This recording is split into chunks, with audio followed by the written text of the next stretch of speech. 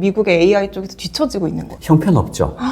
미국을 100이라고 보면 네. 한국이 한 37? 정말요? 네. 그래도 세계 7위입니다, 그게.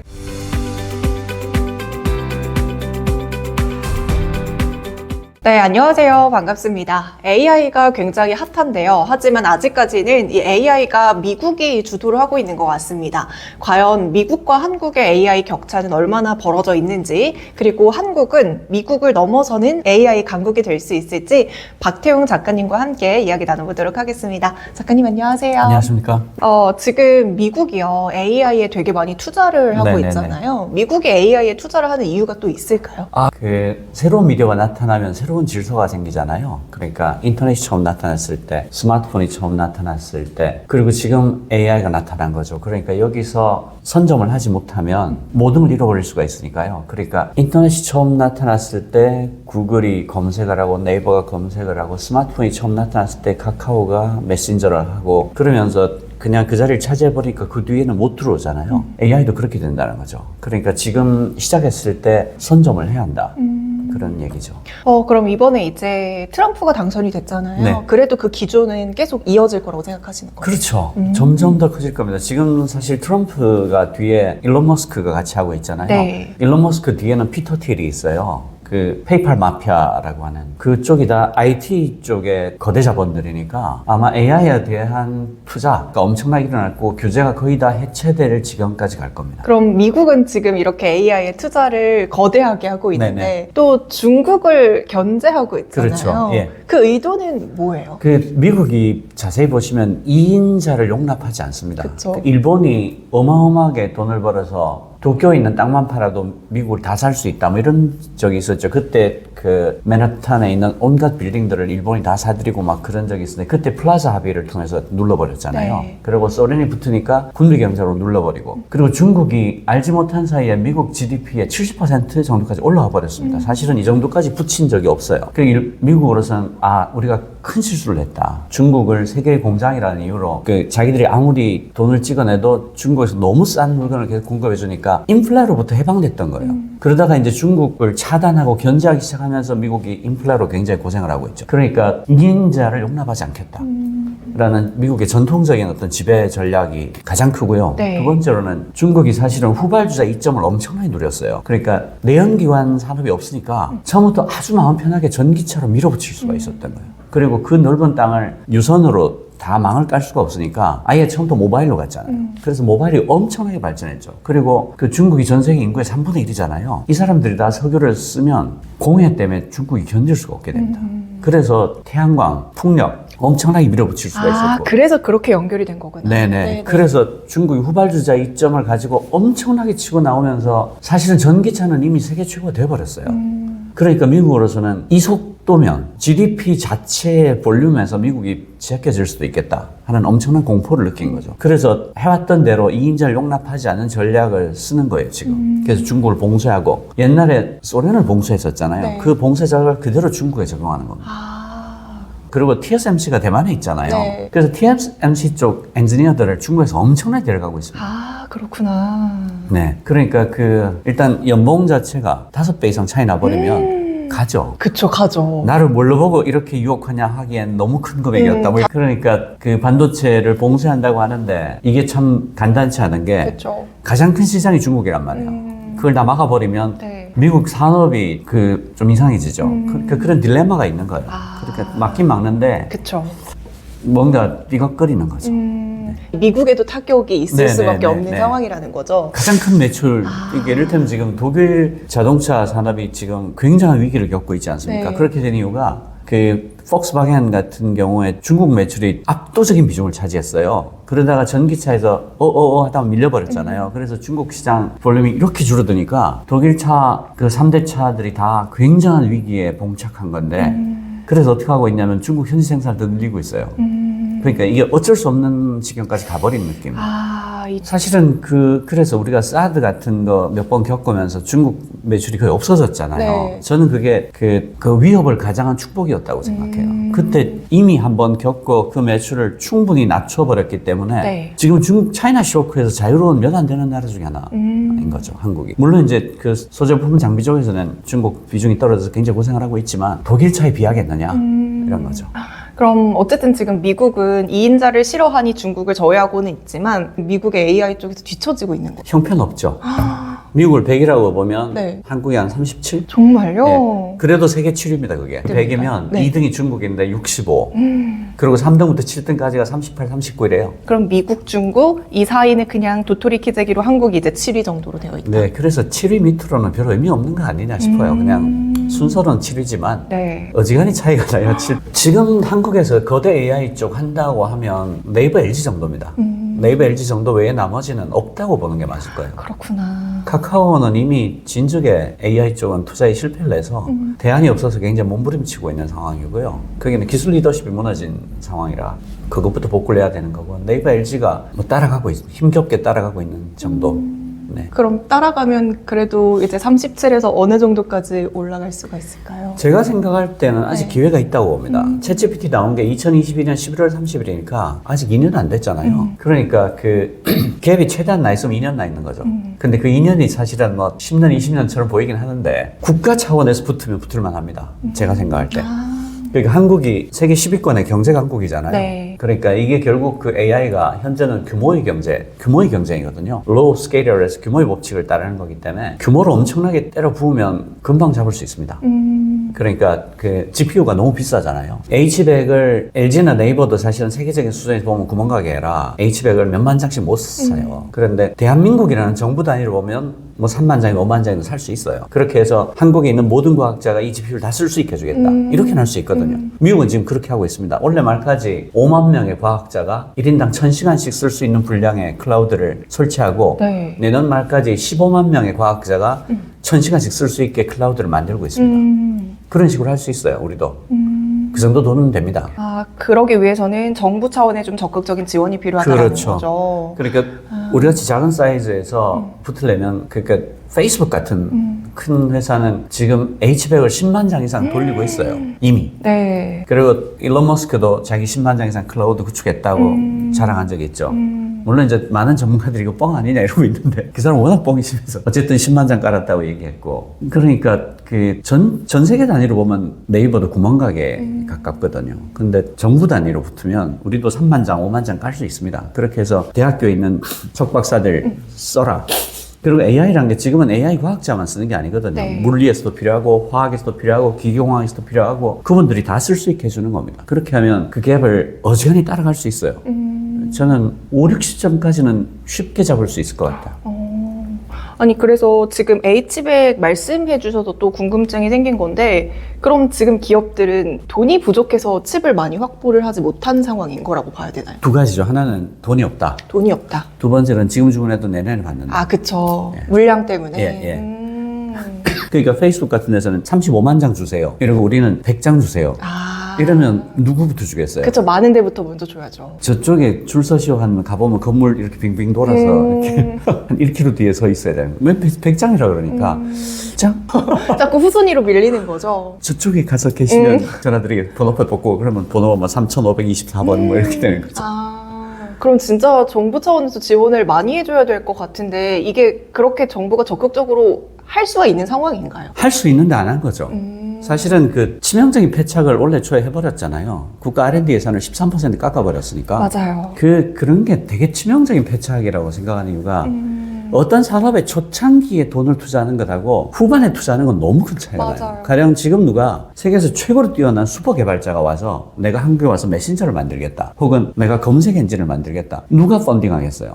구글하고 네이버 놔두고 누가 검색을 쓰면서 카카오톡을 놔두고 누가 메신저를 쓰겠어요? 그쵸. 이 메신저라는 것은 친구들이 같이 써야 의미가 있는 거예요. 내가 세계 최고의 메신저를 갖고 있는데 나만 써. 누구랑 대화할 거야? 그러니까요. 그러니까 지금 AI 초창기이기 때문에 지금 투자를 해야 되는 거예요. 그러니까 5년 뒤에 내가 돈을 막 투자해줄게. 그게 뭐냐면 30살 넘은 사람한테 너 먹고 키 커야 돼. 하루에 5개씩 줄게. 이런 거예요. 이미 늦었죠. 옆으로 커지죠. 배 나오고 성인병 걸리고 당뇨 오고 막 아무 쓸데없는 거죠. 지금 넣어야 되는 건데 그러게요.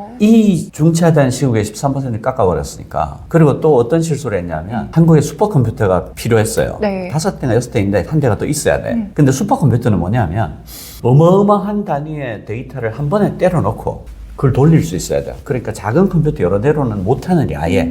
왜냐하면 들어가는 데이터 사이즈가 아예 달라서. 그러니까 이런 거 한 10개 준다고 해서 이만한 데들이 곰탕은 못 끓이잖아요. 그런데 정부 예산을 주면서 어떤 짓을 하냐면 슈퍼컴퓨터 구축한 예산을 깎아서 주는 거예요. 그러면 그건 슈퍼컴퓨터가 아니지. 그쵸. 그러니까 못 짓는 거야 아예. 슈퍼컴퓨터는 다 주던가 더 줄 수는 있어도 깎아주는 건 없어요. 그리고 슈퍼컴퓨터를 줄 때는 반드시 운영 예산을 같이 줘야 돼요. 왜냐하면 얘가 전기를 엄청 먹거든요. 그 구축비를 주고 전기료를 안 주면 못 돌려요. 그쵸. 중요하죠, 그것도. 그 두 가지를 한 거예요. 그래서 아마 그 슈퍼컴퓨터 전기료 없어서 멈췄다는 기사 본 적 있을 거예요. 그게 그것 때문입니다. 그리고 엔비디아 칩을 만약에 이제 우리가 많이 확보를 했어요. 그러면 경쟁력이 높아질 수 있는 거예요. 저는 아직 기회가 있다고 생각합니다. 우리나라에 뛰어난 AI 과학자들이 많아요. 그리고 그 이를테면 트랜스포머라는 지금 모든 사람이 쓰는 그 AI 모델이 있거든요. 그거 기반이 된 게 Attention is all you need라는 논문이에요. 그거 쓴 저자는 한 명 한국 사람이에요. 지금 뉴욕대 교수로 계신데. 그러니까 굉장히 훌륭한 AI 과학자들은 많은데 도구가 없는 거죠. 도구가 없어요. 그리고 고품질의 데이터가 부족하고 이건 다 돈으로 막을 수 있는 겁니다. 그러니까 하면 됩니다. 이번에 보니까 그 국회에서도 이번에 예산안 다루면서 이쪽으로 투자 많이 해야 된다 하고 예산 잡고 있는 걸로 아는데 여기서 제가 꼭 당부드리고 싶은 게 있어요. 뭐냐면 GPU가요 한대 모여 있어야 돼요. 왜냐하면 GPU끼리도 광섬유로 연결을 하거든요. 그래서 얘들이 얼마나 빠른 속도로 데이터를 주고받느냐가 굉장히 중요해요. 근데 이걸 뭐 지역 균형 발전 어쩌고 저쩌고 하면서 뭐 호남에 하나, 영남에 하나, 수도권에 하나 이런 식으로 분산해서 놔버리면 이건 또 안 되는 거야. 이건 GPU 클라우드가 아니야. 그러니까 못 쓰는 거야. 그러니까 한 군데 몰아야 돼. 대단위로 하나를 딱 만들어 놓고 이걸 나눠 쓰게 해야지. 이거를 정부에서 알아줘야 되는데. 저는 뭐 지역 균형 발전하면서 사방에 흩어놓을까 봐 너무 걱정스럽습니다. 그러니까요. 단순히 주식적인 관점이 아니라 네네. 이런 경쟁력의 관점에서 관심을 많이 가져야 될 것 같은데, 근데 사실 AI 산업이 되게 다양한 산업과 연계가 그렇습니다. 되잖아요. 그렇습니다. 네. 그렇기 때문에 여기서 놓치게 되면 뭐 여러 가지 산업까지 같이 도태가 될 수도 있다는 맞아요. 거잖아요. 이런 겁니다. 그러니까 그쵸? AI 그러면 사람들이 챗GPT에서 받은 영향이 너무 커서 AI는 그냥 생성형 거대 AI 하나가 있는 줄 알아요. 근데 사실은 생성형 AI는 아주 작은 분야고 그 바깥을 머신러닝이 덮고 있거든요. 머신러닝은 뭐냐면 잠재된 패턴을 찾아내는 거예요. 그래서 지금 이를테면 생산할 때 불량품 가려내는 거 옛날에는 사람이 눈으로 했거든요. 지금 그 AI하고 불량품에서 검색해 보시면 이만큼 나올 겁니다. 그러니까 그 불량품이라는 패턴이 있을 거란 말이죠. 그걸 학습을 시키면 사람이 가려내는 것보다 몇십 배 빠른 속도로 그쵸. 그냥 막 휙 하고 지나가도 되고 그냥 A는 다 보니까 그러니까 이걸 픽업할 수 있는 기계가 얼마나 빠르냐의 속도에 맞추기만 하면 돼요. 그러면 얘는 밥도 안 먹고 잠도 안 자고 24시간 가려낸단 말이에요. 얼마나 좋겠어요. 그쵸. 그리고 또 되게 재밌는 것도 있는데 네. 그 돼지 몸무게를 네. 카메라 한 대로 측정할 수 있어요. 무게를 달지 않아도? 예, 그러니까 우리의 네. 위에 그냥 싸구려 중국제 카메라 한 대 딱 놓고 돼지를 실시간으로 촬영을 하는 거죠. 그러면 돼지 몸무게를 몇백 그램 단위로 맞출 수 있어요. 어떻게 하냐면 우리가 왜 사람 보면 너 좀 찐 것 같아. 뭐 너 어제 술 먹었냐? 뭐 얼굴이 부은 것 같아. 뭐 이렇게 알잖아요. 그 눈대중으로. 돼지 오락 키운 사람들은 제 몇 근이나 나갈지 대강은 안단 말이죠. 그러니까 패턴이 있다는 뜻이에요. 그러니까 돼지 사진을 뭐 한 몇천 장, 그리고 이 몇천 장에 라벨을 다 붙여. 이게 몇 킬로, 몇 킬로, 몇 킬로. 그걸 학습을 시키면 AI는 이런 몸매면 이거 몇 킬로다를 맞출 수 있게 되는 거예요. 패턴이 있으니까. 와. 그렇게 해서 몇백 그램 단위로 맞춰요. 돼지 몸무게를 몇백 그램 단위로 맞추는 게 뭐가 중요하냐는데 굉장히 중요해요. 이게 이런 거예요. 몇 킬로일 때 출하하는 게 가장 좋다가 있을 거예요. 그러니까 이거 넘어가 버리면 사료는 많이 먹는데 몸무게는 별로 안 늘어.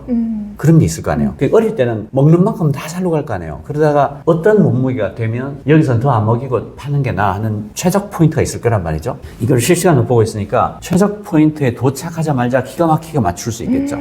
와. 그럼 걔를 빼는 거예요. 사료값이 얼마나 줄겠어요. 그러니까요. 그리고 이 중에서 별나게 체중이 잘 안 나가는 애가 있을 거예요. 알 수 있잖아요. 걔도 빼는 거예요. 병이 있을 수 있으니까. 그 병이 없더라도 시원찮아. 그러면 사료값이 충분하잖아요. 그렇게 해서 사료값을 15%를 아꼈다. 근데 들어간 돈이라고는 중국제 싸구려 카메라 한 대. 그래서 이 AI 모델을 전 세계로 수출하고 있어요. 왜냐하면 와. 안 쓸 이유가 없잖아요. 그렇죠. 이게 머신러닝이에요. 이거는 GPU 만장 이렇게까지 필요 없어요. 네. GPU 한 장 두 장이면 돼. 그러니까 실제로 한국이 세계 최고의 제조 강국이란 말이죠. 네. 코로나 때 증명됐잖아요. 우리는 마스크부터 진단 키트까지 다 생산할 수 있는 곳이에요. 그래가지고 막 전 세계에 팔아주고 뭐 구원자 소리도 듣고 그게 이제 생산 라인을 처음부터 끝까지 다 갖고 있는 나라였기 때문에 가능한 거거든요. 그게 한국, 일본, 독일, 중국 4개국밖에 안 남았어요. 세계 최고의 제조 강국. 그러니까 세계 최초의 제조 강국이니까 이런 머신러닝을 적용할 분야가 너무 많은 거예요. 그러게요. 그러니까 이걸 우리가 뭐라고 부르냐면 AI 플러스 X라고 불러요. X가 이제 각각의 전문 영역들이죠. 대한민국은 거대 AI를 개발하는데도 힘을 쏟아야 되지만 이런 생산 분야, 각 분야의 머신러닝을 접목하는 AI 플러스 X에 정말로 힘을 실어야 돼요. 근데 사실은 이 개개의 회사로 보면 네. 거기 신경 쓸 여력이 없어요. 가령 지금 돼지 키우는 분들 중에서도 이런 AI 모델이 있다는 걸 모르는 사람이 대부분일 거예요. 신경 쓸 여력이 없잖아요. 사료값 벌기도 바빠 죽겠는데. 그러니까 이걸 정부가 도와줘야 되는 거예요. 이런 게 있다.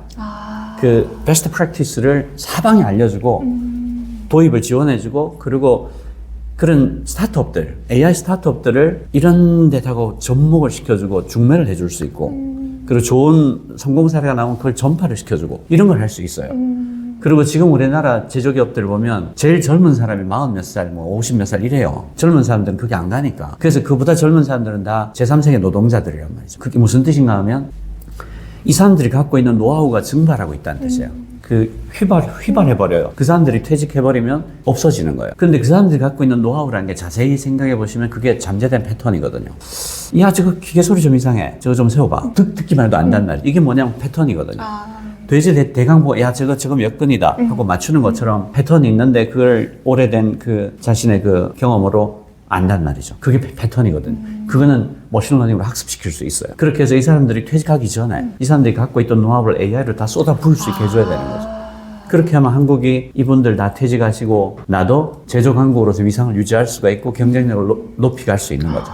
그러게요. 그러니까 지금 AI에 왜 투자하나요? 하면 두 가지인데 거대 AI 쪽에 투자하지 않으면 주도권을 미국, 중국에 다 뺏길 거예요. 하나 있고 AI 플러스 X를 하면 우리가 제조 강국으로서 위상을 엄청나게 더 세울 수 있어요. 두 가지 길이 있는 거예요. 네. 이 두 가지 길을 다 정부가 결정적인 역할을 해줄 수가 있어요. 그러니까 지금이 프라임 타임이고 지금 골든 타임이어서 지금을 놓치면 안 되는데 그 놓치 말아야 될 곳은 두 군데 있는 거예요. 머신러닝과 생성형 두 쪽에다가 이쪽에 거대한 GPU 팜을 빨리 만들어서 모든 과학자들이 쓸 수 있게 해줘야 되고 또 한편으로는 AI 플러스 X를 할 수 있도록 AI 스타트업들, AI 전문기업들하고 이 생산 현장을 연결시켜 줄 수 있고 지원해 줄 수 있고 그러면 AI 스타트업들도 잘 먹고 잘 살게 될 거 아니에요. 그리고 모델 잘 만들면 세계로 수출할 수 있고. 그쵸. 그러니까 한국에 AI 전문 기업들이 엄청나게 많이 생길 수 있는 거예요. 이 친구들이 돈을 벌어가면서. 그리고 한편으로 반대편에 있는 생산 회사들도 엄청 잘 먹고 잘 살 수 있게 되죠. 그러니까 이 일을 시급히 해야 되는 거예요. 안 그러면 그냥 개도그럭도 다 이뤄요. 그러니까요. 네.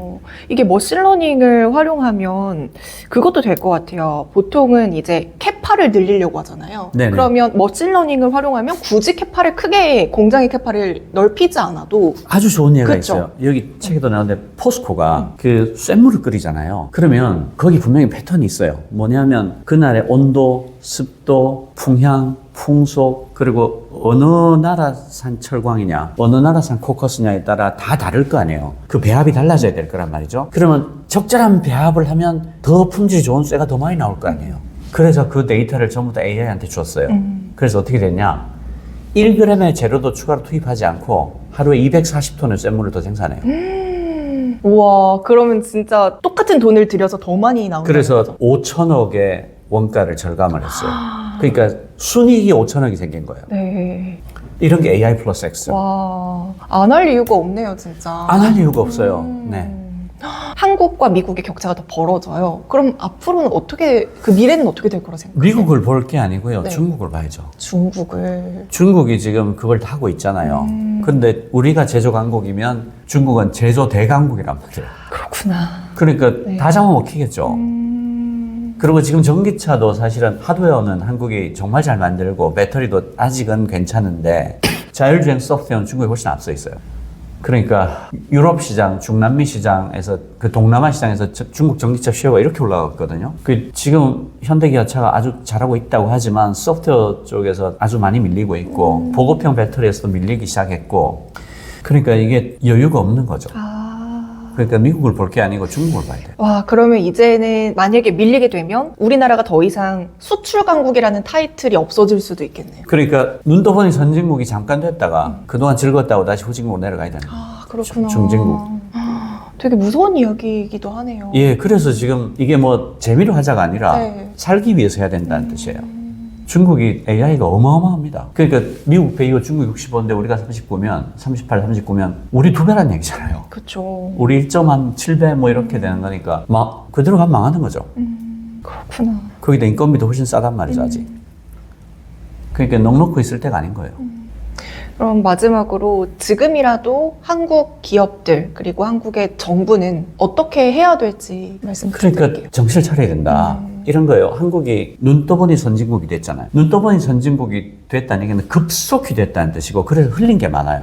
빠뜨린 게 많은데 일단 한국이 기술 강국인 건 맞아요. 그런데 양산 기술 강국이에요. 양산 기술은 세계 최고예요. 그러니까 막 폴란드에서 뭐 K9 주세요 하면 막 쓱 갖다 주잖아요. 맞아요. 그동안 와 있고 막 너무 양산을 잘하니까. 그런데 원천 기술이 없어요. 그러니까 그 전까지는 중진국이었을 때는 미국, 독일, 일본이 한국이랑 합작을 해요. 여기 공장도 세우고 원천 기술 주면서 빨리 만들어 주세요 하는데 선진국이 돼버리는 순간 원천 기술을 더 이상 공유하지 않습니다. 왜냐면 경쟁자니까. 그렇죠. 그러니까 양산 기술은 어마어마하게 있는데 원천 기술이 없는데 원천 기술이 없는 채로 선진국의 지위를 유지할 수 있나요? 안 되죠. 그러니까 어떤 과제가 주어져 있냐면 이 양산 기술을 가지고 원천 기술을 키울 때까지의 이 캐즘을 어떻게 돌파할 건데 어떻게 건너갈 거냐. 그러면 기본 과학 기술을 어쨌든 투자를 많이 하고 AI에 투자를 많이 하고 해서 이 골짜기를 넘어야 되거든요.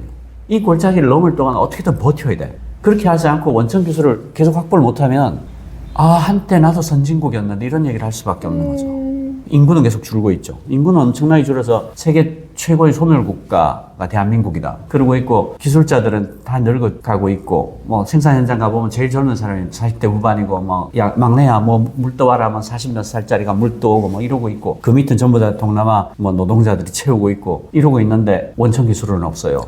이런 상황이니까 굉장히 위급하단 말이죠. 그러게요. 그러니까 정신 바짝 차리고 원천 기술을 위해서 과학 기술에 엄청 투자를 해줘야 돼요. 이거는 10년, 20년, 30년 해야 되는 일이에요. 그리고 그 빈 공간을 어떻게든 양산 기술을 가지고 버텨야 되는데 그 버티게 해주는 중요한 축이 AI가 될 수 있는 거죠. 그러니까 지금 굉장히 위험한 시기라고 저는 생각합니다. 이게 AI 하면은 저는 그동안 그냥 주가 측면에서만 바라봤었는데 한 나라의 경쟁력 관점에서 보니까 되게 경각심을 또 갖게 되는 계기가 된 것 같습니다. 네.